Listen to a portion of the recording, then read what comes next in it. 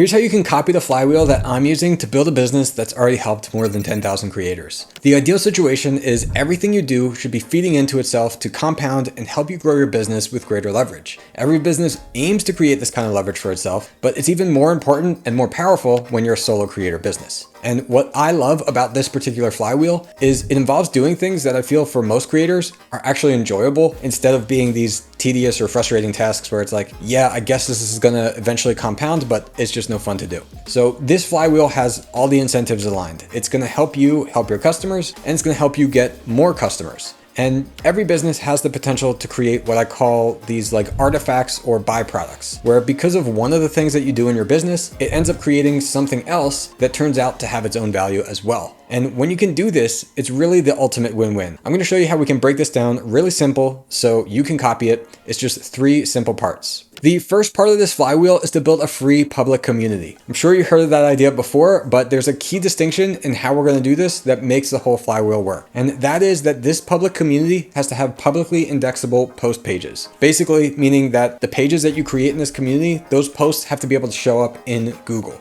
And an example of that is Reddit. I'm sure that you've searched a question in the past and you find a Reddit thread in Google of people answering that question. So how can you make your own Reddit? And the reason you would want to do this is because I'm sure as a business, you spend time answering customer support questions and questions that your customers have. And now, instead of doing that in this like walled garden where you're helping that customer but nobody else, you get to help your whole community of customers. And not only that, you're growing and nurturing your community, but now that can show up in Google. So when somebody else has that same question, they can potentially find you and discover your community through Google or through AI, ChatGPT, things like that. But it gets better because not only are you then doing something that you would have been doing every day anyway of helping out your own customers and trying to grow your community, but because you have a community, your own customers may be posting more and adding to it. And so the questions and things that maybe you didn't even think to write out or make content about, now you have your customers kind of doing that for you. And when other like-minded people have those same questions, they can go and discover that in Google from asking ChatGPT, things like that. So instead of you sitting there and trying to spend all this time and all this effort making these blog posts and things like that to try to grow your business, you can just grow your community by helping your customers, and your own customers can be adding content there and helping you grow it as well. And so this is like the ultimate way to just feed into itself of how you're helping your business grow by just helping your own customers. So the way you can build a community like this is using a tool like Heights Platform, where you're able to create these public community channels that can automatically have these public post pages that will be able to show up in Google, will be able to show up in ChatGPT and other things like this. And what happens when you have these public post pages is it will show that page in Google or a search result, and they aren't going to be able to see all of your posts. So it's going to actually have a call to action right there to say, hey, if you want to see more, join this community for free. And so it's going to basically act as this like always on lead magnet and funnel for your business to be able to attract these customers. And for me, I know when I first started building a community, one of the things that like I guess was frustrating to me was figuring out how can I actually keep these people engaged? How can I actually feel motivated to be able to continue it, especially when it's small and just starting out. And I think that this is really the solution, because now I know that any piece of content that I'm creating